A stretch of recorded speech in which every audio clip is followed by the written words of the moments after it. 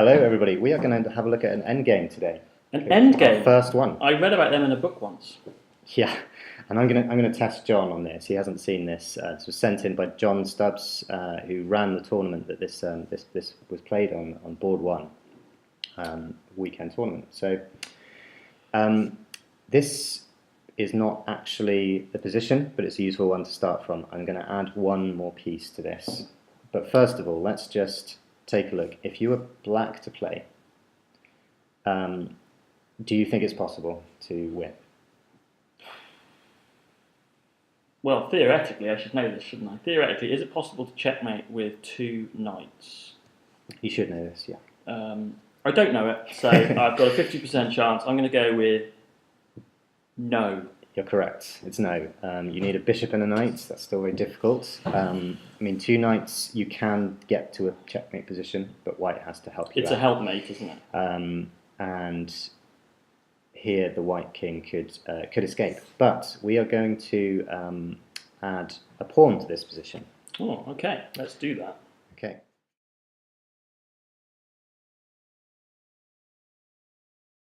Okay, now you might have thought that was the magic yeah, of making pawns. Of an opponent's pawn. You might have thought I was going to add a black pawn there, which would make it pretty easy. But yeah, the addition of a white pawn actually makes this possible. Now, black's got a checkmate. Black had about 5 minutes on the clock here, I understand, and used almost all of it to find the right sequence. Is this a junior game, by the way? Because we said John Stubbs is responsible for helping run junior chess in the Bristol area. Does a cracking job. I'm not sure of the ages. I'm not sure. But they were very strong players, about 180, 200 players. So, John, what are your thoughts here? So white's going down the board. My first instinct is with the addition of the pawns. We said that two knights can't checkmate white.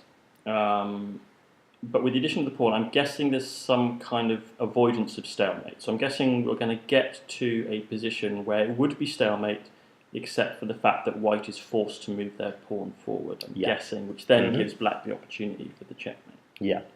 Very puzzle-like position this, and it actually occurred. I'm very thrilled to present it. If anybody's ever watched me play an endgame, they will know that this video will be 4 hours long. So I'm going to politely decline because I'll probably get at least the first move wrong. All right. Well, I'm guessing because we're a good 8 moves away here from mate. Sure. Okay. So I'm going to give you quite a large hint in that to checkmate the white king, it's going to be in the corner.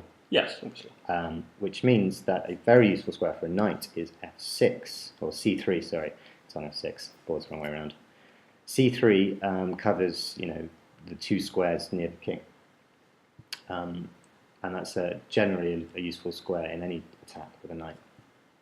So black's going to do that, but he needs to set up the position first, because as soon as that knight moves, white just pushes the pawn. Yeah. And then you have to take it, and then it's stalemate. So you have to shuffle around and find... okay, so I'm going to go with knight to...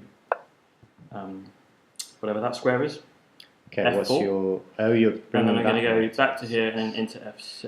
Okay. Is that giving the king time to escape? Yeah, unfortunately. King b2 would be good, and then c2, and then you're escaping. So I'm going to jump in. Well, is it a king move? Yeah, that knight stays there because it's covering c1. Which is critical. Yes. Yeah. So if you just step the king forward, then the white king's constricted to b1 and a1, right? So. And then you can work on getting the other knight. Okay, so d5. And now the white king could move again, but you can also move your pawn. Advancing the pawn, I'm just going to lose it. But then is that going to give me the stalemate? Let's go for it. I mean, if I was white, I would just push, right? Yeah, that's sensible. Takes. And now, nope. Oh, okay. Don't take, because that's just back to the same starting position without pawn. Exactly. Right? Yeah, of course it is. Okay, so we're all in. We're all in. We're all definitely. Okay. 1 square for the king. And now the king can't move, so king c2? no. What am I missing? Well, I'm looking for okay, What to piece are you check not the using? king. To check the king. Aha! And that comes in.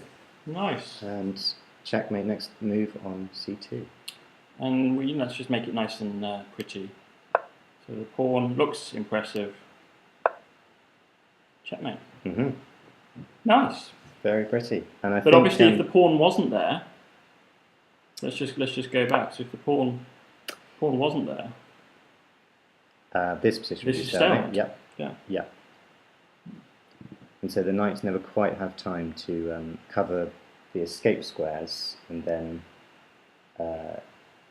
avoid stalemate as well. Yeah. So a very pretty little the endgame puzzle. Magic knights to the rescue. And I think maybe that's something we can come back to later on, on the channel, which is the idea that actually sometimes the opposing player has to actually help you with the mate. Almost, the addition of pieces is a downside, not a benefit.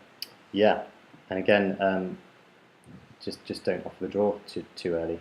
So I think it takes a lot of guts to calculate that far ahead. Actually, I think that from an amateur level, this position for me, I think if you presented this position to, well, what I was going to say was, sorry, just to go back. Here's the point. You're basically saying to black, do you think you've got me? Do you have the guts to finish me off? Because if you don't, I'm getting a queen. Exactly. And I think a lot of players at amateur level will just whip that pawn off. It'd be a horrible way to lose, wouldn't it?